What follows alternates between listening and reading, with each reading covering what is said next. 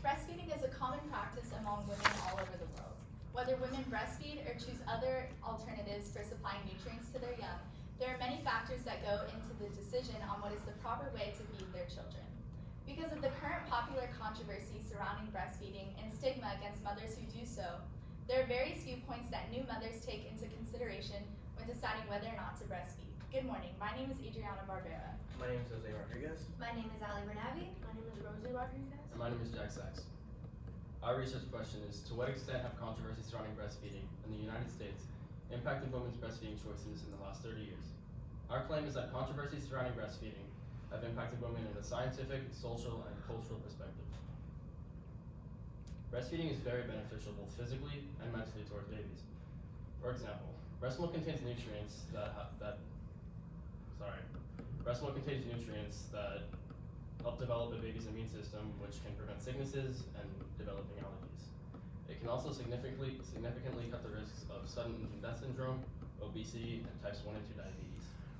During breastfeeding, a mother and her baby are very up close and personal, which allows the baby to recognize its mother's facial features and her scent.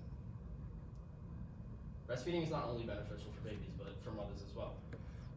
Breastfeeding can prevent breast, ovarian, and uterine cancer, and can help burn calories faster, allowing a mother to lose weight after a pregnancy. And it can also delay the return of a mother's menstrual period, which extends time between pregnancies. Rosie? Thank you, Jack. One of the most persistent controversies surrounding breastfeeding is the popular belief of breast is best when it comes to mothers feeding their newborns. This can prevent mothers from trying other methods of feeding, and ultimately it leads to feelings of shame and discouragement for having to utilize formula. In a study, which was published in the Journal of Maternal and Child Nutrition, researchers conducted a series of surveys in order to identify and reflect on the emotional experiences of mothers who exclusively breastfed versus those who exclusively formula fed. In the overall sample of formula feeding mothers, 76% of them reported feeling stigmatized, 16% of them reported feeling guilty over the decision to formula feed, and only about 8% felt confident with this decision. Such high feelings of disapproval should not be present in the minds of these mothers, as formula feeding can mimic breastfeeding. In a 2014 article published in the Journal of Prenatal Education, it illustrates the formulas of formula feeding, the pros of formula feeding, stating how how all the positive benefits, hormones, and bonding can be mimicked in skin-to-skin contact through formula feeding, holding the baby just as you would breastfeeding. Furthermore, issues such as work, timing, and the mother focusing on herself arise from breastfeeding. When someone else is able to feed their child, the mother can focus on other things aside from taking care of her newborn, such as taking care of herself. Allie? Thank you, Rosie. The decision to breastfeed seems like an easy one to make due to the undeniable health benefits that Jack was discussing earlier. However, the practice of public breastfeeding is still seen as a quote-unquote taboo in the United States. The general national opinion is that women should not have the right to breastfeed in public. In American culture, breasts are considered sexual objects, meaning that their nurturing function is often downplayed and even ignored. And this has a major influence on how the public views breastfeeding. As you can see on this graph, based on a 2001 survey found in the article Barriers to Breastfeeding, only 43% of the national public at the time believed that women should have the right to breastfeed. Restaurant and business managers have admitted to discouraging public breastfeeding in their locations and have asked mothers to leave in fear of making their customers uncomfortable. This has a major effect on a woman's mental health and makes her second guess their decision to breastfeed in the first place. Regardless of what the public thinks, a woman's basic right to breastfeed in any public or private location is granted in all 50 states. 30 out of 50 states exclude breastfeeding from public indecency laws, and some states have very unique and specific laws in regards to protecting a woman's right to breastfeed. For example, the state of New York established a breastfeeding mother's Bill of Rights, which is required to be posted in all maternal health care facilities. Passing these laws show tremendous results. According to this graph found in Sharon Moose's article, Breastfeeding Stats for the USA, as of 2012, all 50 states had at least 55% of infants that are being breastfed. And the national breastfeeding rate average was 74%. Passing these laws shows that the government is supporting these breastfeeding mothers and shows that the United States is slowly but surely becoming tolerant to the idea of public breastfeeding, and this shows that in time this controversy will eventually be diminished. Jose? Thank you, Ellie. Another important controversy surrounding breastfeeding is that working women are discouraged from breastfeeding due to the fact that United States federal law does not allow working mothers to have substantial maternity leave benefits. In fact, the United States does not ensure that women receive any amount of paid leave whatsoever. According to the Family Medical Leave Act of 1993, the United States government affords working women at most only 12 weeks of unpaid job-protected leave. Rather than being able to consistently breastfeed their children, women are tasked with focusing on whether they can maintain their job security or whether they can provide income for their family. Moreover, the United States has a very abysmal the United States has minuscule maternity leave benefits when compared to other developed countries. For example, in this graph written by Christopher Ingraham, found in the Washington Post, shows that developed countries such as Germany and Austria guarantee up to 52 weeks of paid maternity leave. Even Estonia allows an astounding 152 weeks of paid maternity leave. Meanwhile, the United States permits zero paid maternity leave for working mothers. This is an issue as women are forced to choose formula feeding over breastfeeding, as the lack of paid maternity leave benefits reduces a woman's ample time to choose whether they can breastfeed or formula feed. Coming from a cultural perspective, breastfeeding rates are typically higher in first world countries than in third world countries. By looking at this data from the Breastfeeding Medicine Journal, you can see that first world countries such as the US, New Zealand, and France have a much higher percentage of mothers who breastfeed for at least the first 6 months, compared to third world countries such as Swaziland, Sudan, and Sierra Leone. This is because many third world countries have a strong cultural influence surrounding their breastfeeding practices. An example of this from the Health Science Journal states that the women of the Mende tribe in Sierra Leone choose to stop breastfeeding early.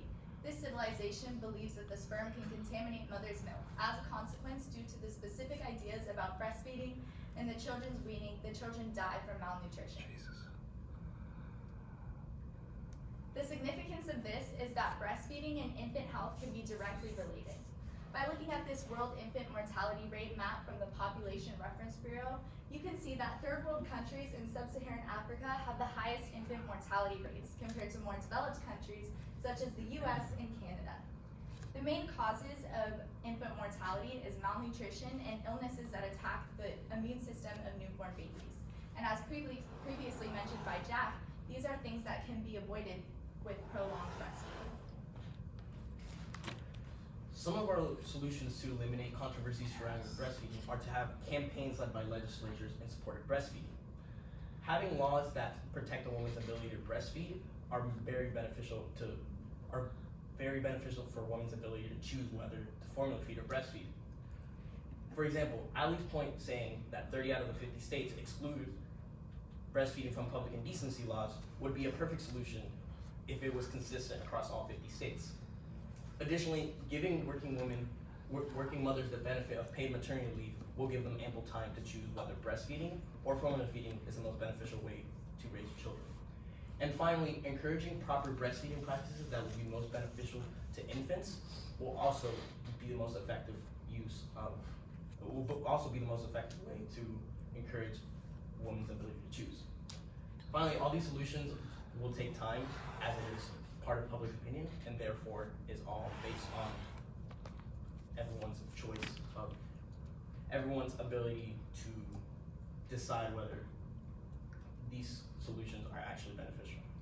Nonetheless, there should be no controversy disputing which form of infant feeding is best, but rather the goal is to end all shaming and stigmatizing of mothers who practice either. In the end, women should,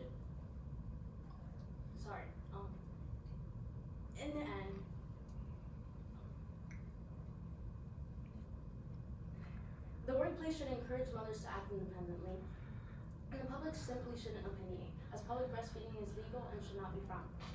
Thank you.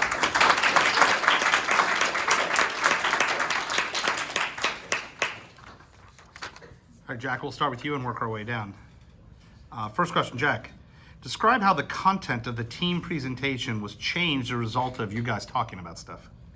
Well, first, Jose changed his lens like halfway through because he couldn't really find a lot of beneficial evidence for the ones he had before. And we had to incorporate a lot more pictures rather than words in our visual. Thank you. Al? Reflecting on your colleagues' work, which one had the greatest impact on your overall understanding of the problem? I believe that Rosie and Jack's research helped me understand the overall controversy surrounding breastfeeding, because the controversy whether breast milk or formula is beneficial is the most common controversy surrounding breastfeeding, and understanding their perspectives and their research helped me understand really where these controversies stem from. Thank you. In what way did you improve your work, your ability to work with a group as a result of this project? From this project, I learned that I should improve my communication skills and always prioritize working with my group in group meetings, just so that we can always work as a team to make our presentation the best it could be. All right, thank you. What is an example of a compelling argument from one of their IRRs, one of their papers, that you decided not to use in your presentation? One of the compelling arguments that we had were that developing countries weren't exactly into breastfeeding because they did not have the technology, and we decided not to include that as it didn't exactly pertain to our research question about breastfeeding controversies specifically in the United States. Thank you. Rosie? What is a way in which your team's resolution makes you think differently about your own individual research? We came up to the resolution of more laws protecting women, and the public simply shouldn't opinionate, and more overall awareness and acceptance of breastfeeding. So that contributes to mine as, yes, you should be more accepting of the choice whether or not to formula feed or breastfeed, because in the end it's the mother's choice. Yes, you're done. You can breathe.